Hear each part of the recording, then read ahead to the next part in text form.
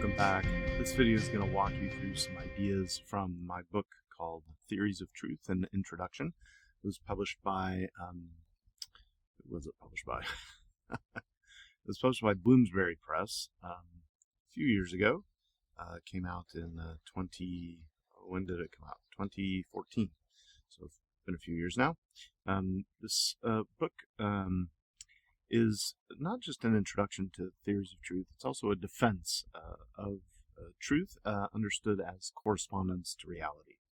And in the first chapter, I try and talk a little bit about truth and philosophy, and thinking about truth being simple and easy to access, and truth is really kind of commonsensical.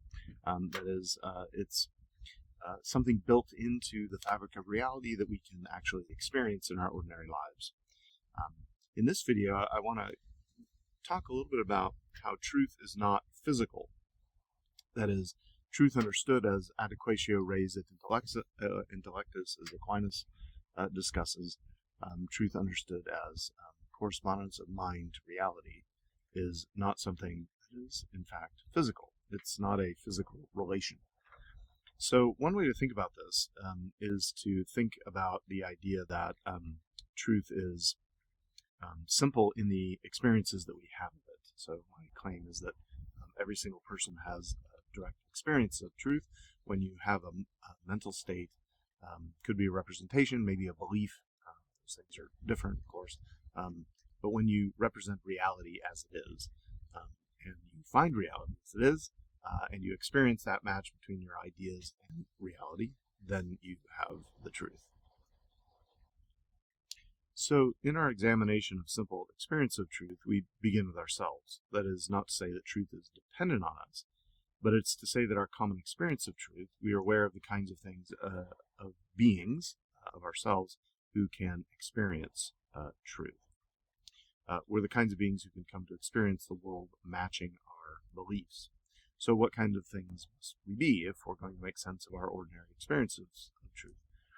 Well, Aquinas and Aristotle, long before him, said that truth is possible in our experiences because the soul exists and in some way can become all things. This means that we can conceive of ourselves as souls with intellectual capacities for beliefs about the world and experiences of the world. So when experience and belief match, we experience truth. While a complete account of the human soul is a bit beyond the scope of both my book and this video.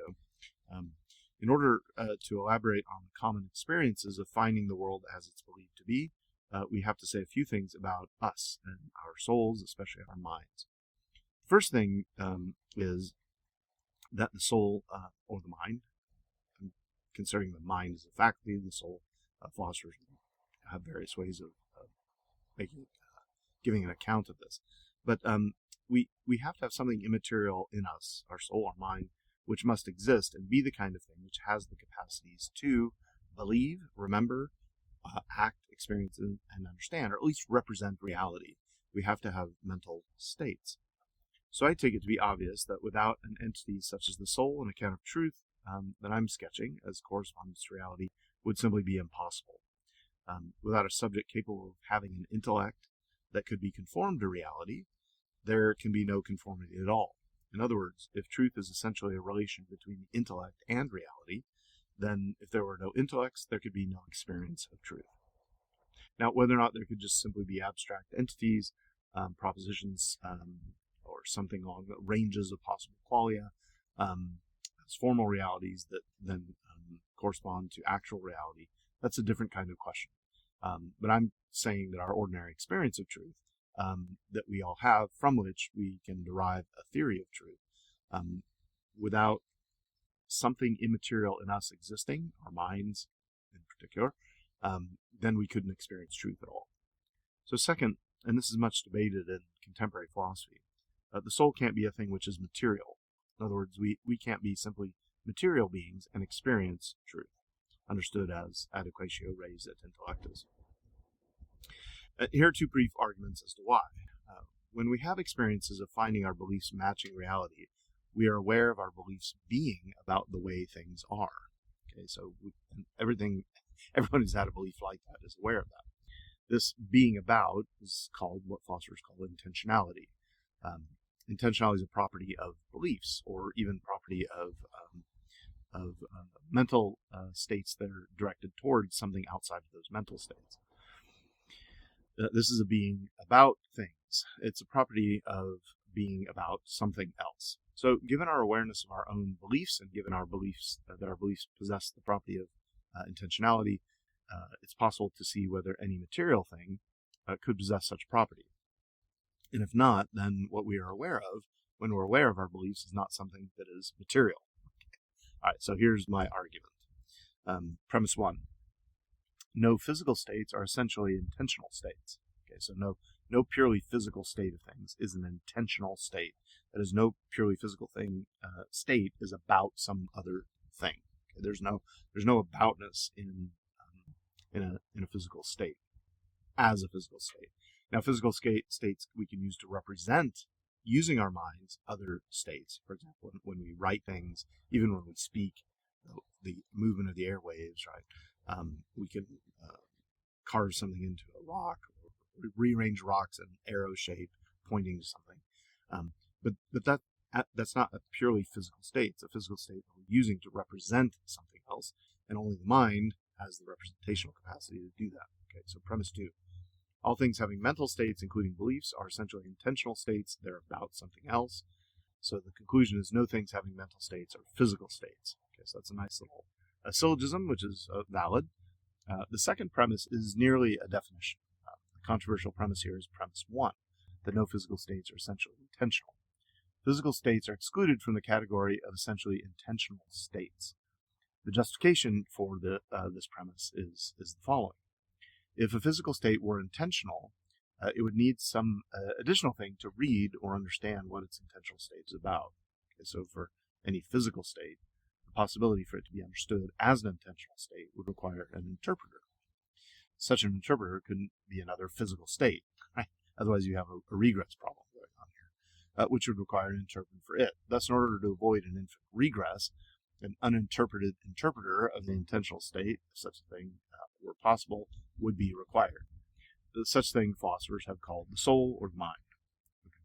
So now let me extend this argument a little further with an additional argument. Call this P3, premise 3. All human souls are things having mental states, or at least the potential for mental states. No physical states are things having mental states from the conclusion above by way of conversion, and second conclusion would be no human souls or physical states. Okay, so it's another nice little valid syllogism.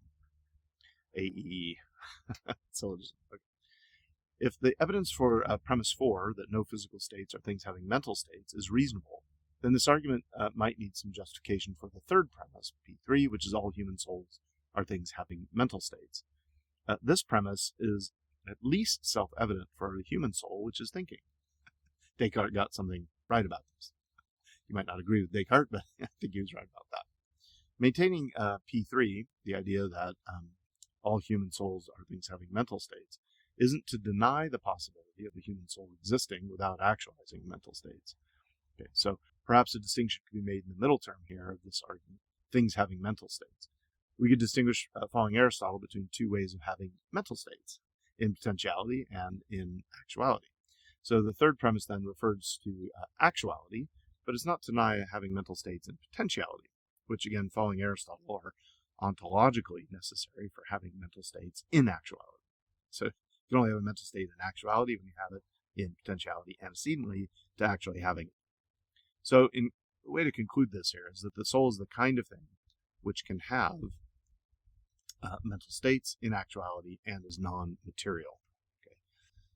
Okay, so a different approach to thinking that the soul is immaterial can be considered from an argument from logical normativity. Okay, so I think this is a really persuasive argument. You might not find it so, but here it is. So this is a reduction argument to the absurdity of reducing logical mental states to brain states. What this argument is supposed to show is that the soul, or at least its rational faculty, the mind, if it were material, then logic itself would be based on something irrational. Even worse, if one argued that the rational faculty of the soul were material, the basis of that argument would ultimately be irrational. Okay, so this is a reductio style argument. goes like this. Consider modus ponens. So modus ponens is a simple logical form. It goes like this: if P then Q, P therefore Q. If you've had some basic logic, you're familiar with this form. Now suppose if I took each of the premises and then the conclusion in a modus ponens style argument and identified them or reduced them, or do reduction or identification, either one, doesn't matter, I don't think we need to quibble over that. Then you'd have modus ponens physicalized. So if P then Q would be brain state 1, call that BS1.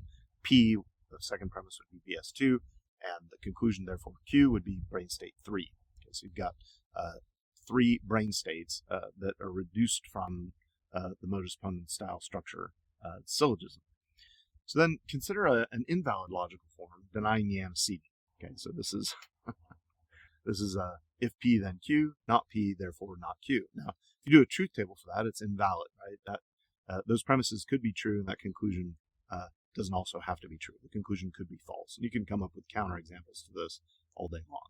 But suppose I physicalize that, right? So now I've got if P then Q, BS1 star, if not P, BS2 star, and then not Q as BS3 star. So I've got 3 different physicalized reduction states in the brain for those 3 propositions, structures, logical structures in the fallacy of denying the antecedent.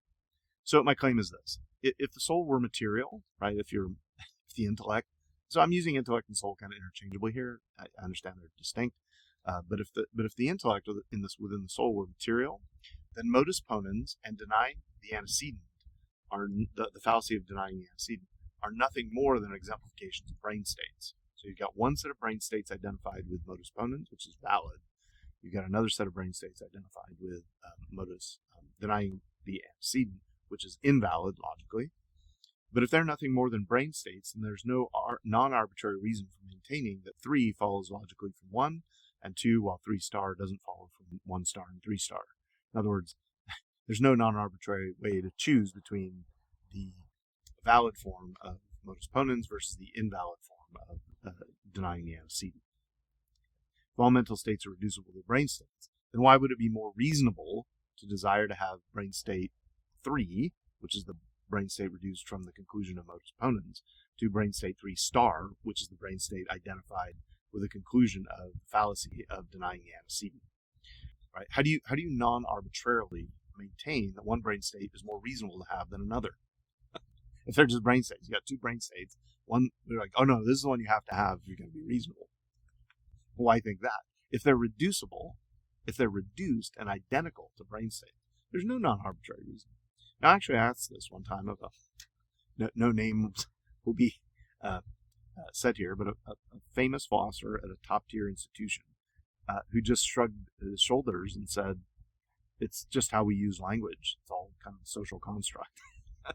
That's a pretty high price to pay, especially with the normativity of logic. I suppose you could go that route. I'm not sure you could do it reasonably. So I think it's impossible to have a non-arbitrary reason to pick the brain state identified conclusion of modus ponens with the brain state identified conclusion of the fallacy of denying the antecedent. There's no non-arbitrary to do it. I think it's impossible. If the rational part of the soul were material, then there's no non-arbitrary way to do logic other than a mere language game. But surely we can see, by means of rational insight, that the conclusion of modus ponens follows with logical necessity from the premises, and the conclusion of the fallacy of denying the antecedent doesn't follow at all. Therefore, the soul can't be entirely material.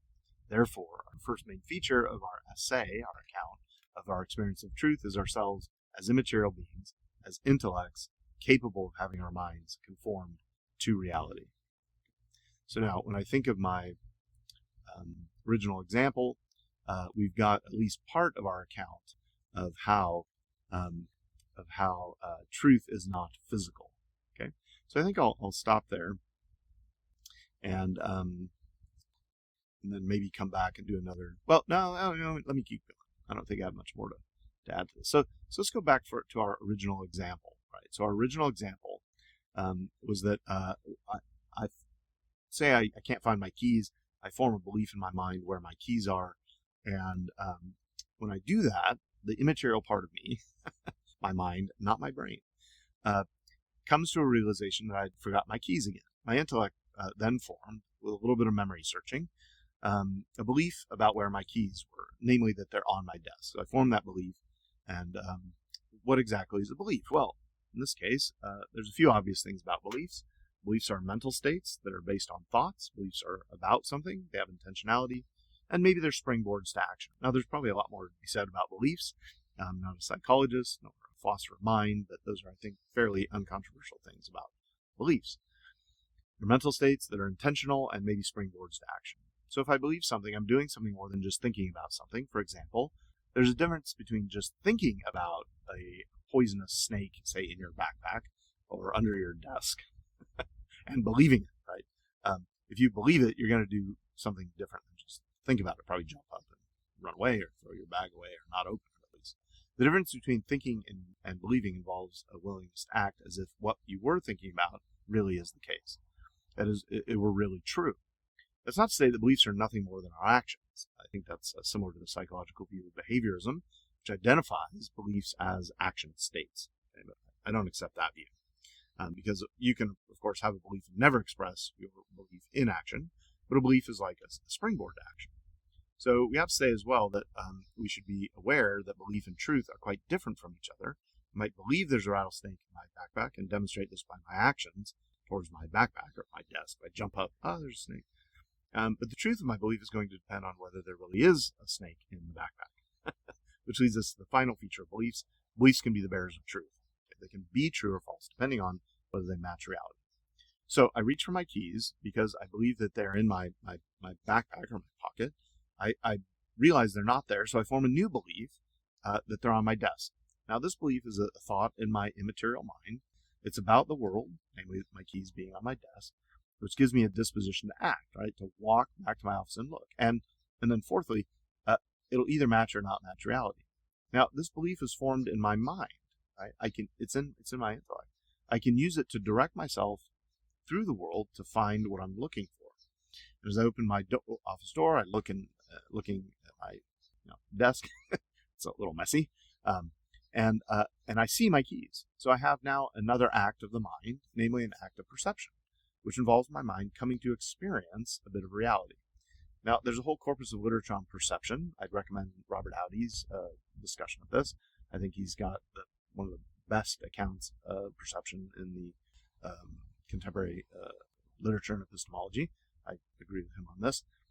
But even if you can't, off the top of your head, give a full account of perception, you can surely give an account of the perceptions you've had, of things which served as the basis of knowing things. So there's something unique about the perception that I just had of my keys on my desk. It's not a passive perception. It's not something that simply occurs because of my perceptive faculty. The perception is one I'm anticipating, right? Because I had a belief about it. I'm expecting, I'm looking for it. Given my keys that are on my desk, it's natural to expect to find them where I believe them to be. Much of what we perceive is something we're not actually expecting. I mean, you're expecting everything you're perceiving. You've got a lot of mental space to do that, mental bandwidth maybe. I might perceive how chilly it is in my office. I might perceive the distant noise from traffic out, off the highway, on the street. But I'm not currently intending to experience those things. I'm not expecting them. They're not on the active horizon of my expectations, given the beliefs that I have. However, in this experience I have of my keys on my desk, I have a perception that I'm actively intending or expecting to perceive. So this active intention to perceive that my keys are on my desk contributes to my experience of finding or not finding my keys to be where they're believed to be. Expecting to find my keys from that belief, from that mental state, to be where I believe them to be, heightens the experience of truth when I actually experience it. It's a little phenomenology of the experience of truth. So the final part of the survey here about what happens when we experience truth happens when we experience truth, right? So this is the matching part. In the experience of the match between reality and my belief, in some ways, this is a result of my activity of looking for my keys because of my belief, which is really a passive thing. So the belief is passive, but the experience is active. But the matching is also passive. It's something I don't make true. There's nothing I can do to get the belief to match up to reality. Now, maybe I could by action. Right? I could put my keys on my desk and make it true that my keys are on my desk. But if I've left my keys on my desk, there's nothing I can do to make it true that my keys are in my car, other than going and getting the keys and bringing them to my car. Right? So once I form the belief, I either experience reality matching the belief, or I experience reality not matching the belief. Now, of course, I can change reality to match my belief. I can grab my keys from the floor and throw them on the desk. Aha, I made my belief true, I could say to myself. Right? I made the belief true. But this is trivial. This is kind of a trivial case. I could change my beliefs to match reality after I experience reality, and now believe my desks are locked in the car after I see that they're not in my desk. Okay, that's fine. Right? We change our beliefs based on our lack of experience of truth. That's fine. But in neither case do I actively make the belief true that my keys are on my desk true. I'm a passive recipient of the truth when I experience the matching or lacking of matching of my beliefs with reality. It's something that passes through us, passes into us. So when I had the belief that my keys are on my desk and I used that belief to guide me to the place where I believe my keys to be, I saw that my keys were where I believed them to be. Then, just at that moment, I knew the truth. I had a belief in my mind about the way the world is. I had a direct empirical visual experience, my keys being on my desk. I experienced the match, and that's it. This is really quite simple, right? This is a very simple account of truth. Perhaps I've never even heard the word truth before, or even given any philosophical thought to the idea of truth. Yet at the moment I experience the match of my beliefs with reality, I've experienced truth. I may never, I might not even give any more thought to that experience. I might not reflect on what just happened. Yet in that moment, that very experience, I have available for my mind to reflect on an experience of truth. And we have experience and knowledge of truth countless times in our lives. Everyone has that experience. You've had experiences of thinking about where you left something, going and looking and experiencing the match between your thought and reality. This way, truth is one of the simplest things that could ever occur to anyone. Truth is obvious in our ordinary experiences. Dallas Willard points this out in a little paper called Truth Can We Do Without It? Highly recommend it. It's on his website. And he points out that we've never had to teach children how to lie. Truth is so simple. You have to teach little kids how to do a lot of things, clean themselves, use the toilet, right? Eat, behave properly in social situations, be polite. But you don't have to teach them how to lie. Because truth is simple. And in this little video here, I hope you've enjoyed this argument against truth not being physical. And part of that lack of physicality occurs in our ordinary experiences of it. All right. I think that's it. Thanks for your time. Appreciate your listening and thinking hard about truth. I think I'll do another video, a next video probably on truth not being linguistic. So you can take a look at that. That's very controversial. It's going to rely on another paper by Dallas Willard called The Absurdity of Thinking in Language. Thanks for your time. Have a good one. Stay psyched, Grom. You.